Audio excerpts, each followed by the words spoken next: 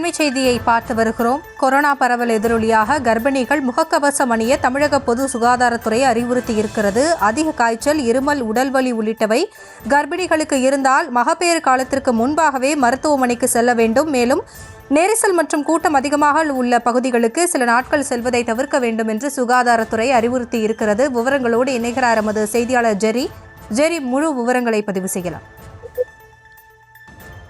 வணக்கம். இந்தியாவில் கொரோனா பாதிப்பு 5000 கடந்துள்ள நிலையில கொரோனா தொற்று அதிகரித்து வருவதால் மத்திய சுகாதாரத்துறை அந்தந்த மாநில அரசுகள் முன்னெச்சரிக்கை நடவடிக்கை எடுக்க உத்தரவிட்டு வந்திருக்கிறது. இந்த நிலையில் வயதானவர்கள், நோய் எதிர்ப்பு சக்தி குறைவாக உள்ளவர்கள் பொது இடங்களுக்கு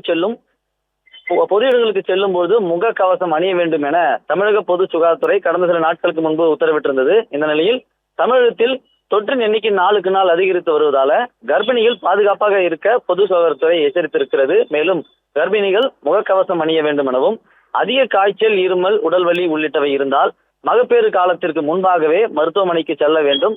அதே போல நெரிசல் மற்றும் கூட்டம் அதிகமாக உள்ள பகுதிகளை சில நாட்கள் செல்வதை தவிர்க்க வேண்டும் என தமிழக பொது சுகாதாரத்துறை அறிவுறுத்தியிருக்கிறது.